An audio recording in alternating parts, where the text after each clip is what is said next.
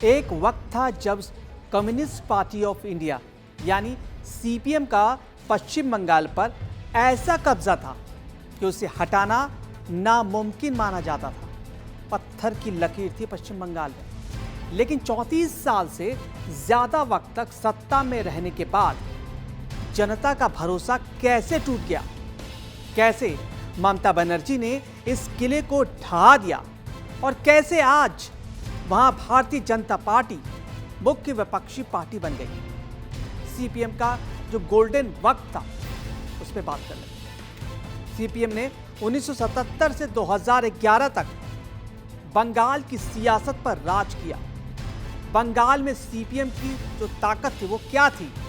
बंगाल में जमीन सुधार, किसानों और मजदूरों का समर्थन और मजबूत कैडर नेटवर्क, जिसके बल पर सीपीएम वहां मजबूत ताकत राजनीतिक पार्टी थी। ये तीन चीजें इतनी मजबूत थी कि सीपीएम 34 साल तक बंगाल की सत्ता पर अपना कब्जा बनाए रखा। जनता को यह भरोसा दिलाने में सीपीएम कामयाब रही कि सीपीएम गरीबों की पार्टी, और धीरे धीरे ये गिरावट शुरू हुई, रसातल पर आते चले गए। बंगाल में इंडस्ट्री का पतन होना शुरू हो गया। बंगाल में उद्योग धंधे बंद होने लगे और निवेशक दूसरे राज्यों में चले गए, जिसकी वजह से पश्चिम बंगाल में बेरोजगारी चरम पर चढ़ गई और युवाओं में नाराजगी आ गई। कैडर राज और राजनीतिक हिंसा बहुत तेज हो गई। सीपीएम पर आरोप लगे कि पार्टी कैडर हर जगह हावी है, विपक्ष को दबाया जा रहा है और जनता में डर और गुस्सा बढ़ने लगा। लीडरशिप में ठहराव और नई सोच, बदलाव की कमी, पुरानी नीतियों पर ही टिके रहना। सीपीएम जनता से डिस्कनेक्ट होने लगी। सिंगूर और नंदीग्राम का जो आंदोलन है, ताबूत में आखिरी कील ठोकने का काम किया। टाटा की फैक्ट्री के लिए किसानों की जमीन ली गई थी। विरोध शुरू हुआ और विरोध का जो नेतृत्व किया वो ममता बनर्जी ने किया। नंदीग्राम इंडस्ट्रियल प्रोजेक्ट के खिलाफ आंदोलन, पुलिस फायरिंग में कई लोगों की मौत हो गई और इस घटनाओं ने सीपीएम की गरीबों की पार्टी वाली जो छवि थी ना, वो धूमिल होती चली गई। बंगाल में ममता बनर्जी का उदय हुआ और ममता बनर्जी ने इस आंदोलन को लीड करना शुरू कर दिया। खुद को गरीबों की आवाज के रूप में पेश किया। जनता को पसंद भी आया। सीपीएम के खिलाफ मजबूत नैरेटिव बनाया गया। 2011 विधानसभा चुनाव में ऑल इंडिया तृणमूल कांग्रेस ने मतलब टीएमसी ने सीपीएम को सत्ता से उखाड़ फेंका। बीजेपी की एंट्री कैसे हो गई? सीपीएम के कमजोर होने के बाद राजनीतिक स्पेस खाली हुआ। भारतीय जनता पार्टी ने इसे भरना शुरू किया और बीजेपी ने हिंदुत्व और राष्ट्रवाद का जो मुद्दा उठाया उसमें टीएमसी के खिलाफ खुद को मजबूत विकल्प बनाया।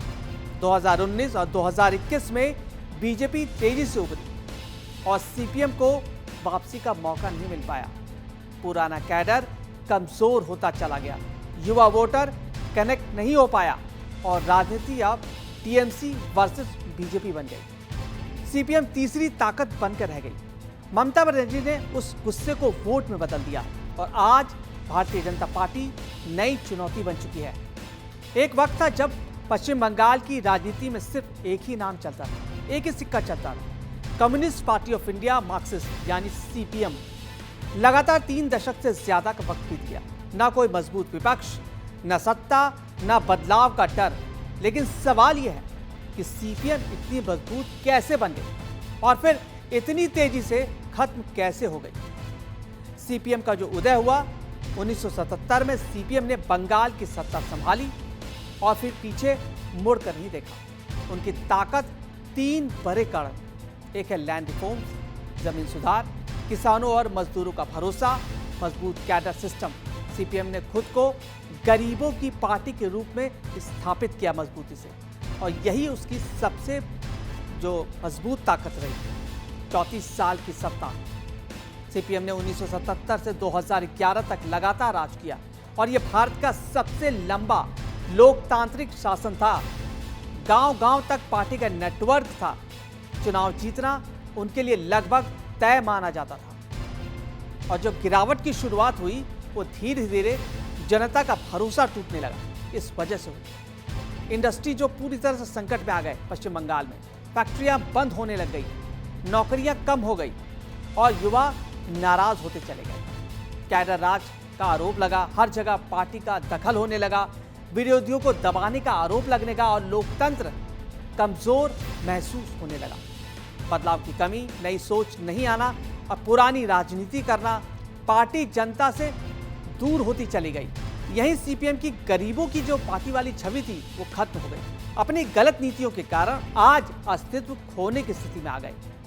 जो वाम दल है, एक समय वो भी था जब लोग अपनों को कम्युनिस्ट या मार्क्सवादी कहने में गर्व महसूस करते थे। समाज में उन्हें पढ़े लिखे और विद्वान लोगों के रूप में देखा जाता था। विश्व की दो महाशक्तियां सोवियत यूनियन और चीन कम्युनिस्ट देश होते थे। क्यूबा के शासक फिडेल कैस्ट्रो के भारत में असंख्य जो उनके प्रशंसक हैं और भारत के 3 राज्य पश्चिम बंगाल, त्रिपुरा और केरल में वाम दलों की सरकार होती थी। कई अन्य राज्यों में भी उनकी स्थिति मजबूत होती थी और देश में हड़ताल और प्रदर्शन पर उनका मतलब वही उनको लीड करते थे। किसान और मजदूरों के हितैषी के रूप में देखा जाता था उन्हें। और जहां किसी पार्टी या दफ्तर के बाहर लाल झंडा दिख जाता था तो मालिकों के पसीने छूटने लगते थे। कुल मिलाकर देश की राजनीति और भारतीय समाज में वामपंथियों का दबदबा होता था, क्योंकि बदलाव प्रकृति का अटूट नियम है। समय में बदलाव आया और अब आलम यह है कि वाम दल अपने अस्तित्व को बचाने में लगे।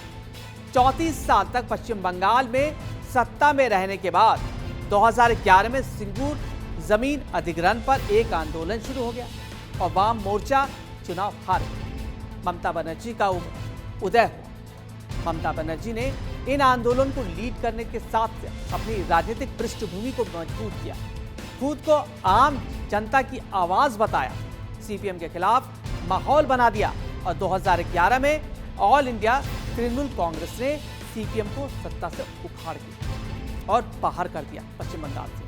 प्रकाश करात को सीपीएम की बदहाली का जिम्मेदार बताया जाता है। 2008 में प्रकाश करात सीपीएम के महासचिव होते थे और उनकी पार्टी के लोग उन्हें ही सीपीएम की बदहाली का जिम्मेदार मानते थे। जाहिर सी बात है कि चीन को भारत और अमेरिका का नजदीकी संबंध नागवार था और चीन के कहने पर ही और प्रकाश करात ने परमाणु संधि का विरोध किया था। पार्टी इतनी अप्रासंगिक हो गई कि आम जनता से इतनी दूर कि 1977 से लगातार 7 बार पश्चिम बंगाल में चुनाव जीतने और 34 साल तक सत्ता में रहने के बाद 2011 के विधानसभा चुनाव वाम मोर्चा हार गई। और अब नतीजा यह है कि पश्चिम बंगाल के विधानसभा में वाम मोर्चा एक भी विधायक नहीं।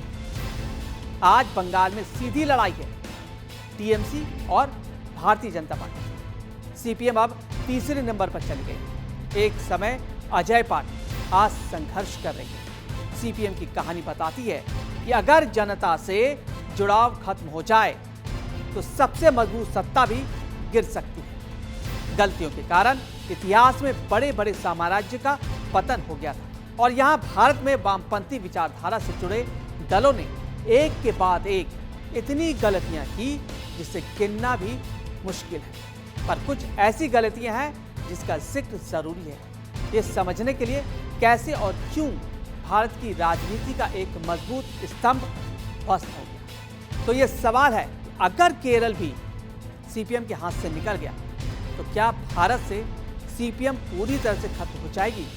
सीपीएम कभी देश की बड़ी राजनीतिक ताकत थी। वेस्ट बंगाल में 34 साल, त्रिपुरा में भी लंबे वक्त तक शासन में रही और केंद्र की राजनीति में किंग मेकर की भूमिका में रही। यानी सीपीएम सिर्फ राज्य नहीं, राष्ट्रीय स्तर पर भी प्रभावशाली थी। धीरे धीरे गिरावट आती चली गई और पश्चिम बंगाल में हार, 2018 में त्रिपुरा में सत्ता खत्म हो गई। अब सिर्फ केरल बचा है। केरल में सीपीएम अभी मजबूत क्यों है? क्योंकि वहाँ एक मजबूत संगठन है सीपीएम का। पढ़ा लिखा तबका जो वोटर्स है उन्हें बेस मानता है और वेलफेयर पॉलिटिक्स मतलब स्वास्थ्य और शिक्षा पर पूरा फोकस है सीपीएम का। गठबंधन एलडीएफ की मजबूती है।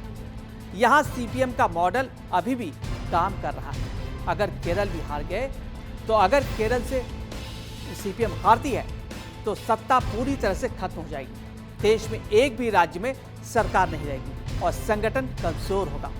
कैडर का मनोबल टूट जाएगा और फंडिंग और संसाधन घटेंगे। राष्ट्रीय राजनीति से गायब हो जाएंगे। संसद में प्रभाव और कम हो जाएगा और किंग मेकर की भूमिका लगभग देश से खत्म हो जाएगी।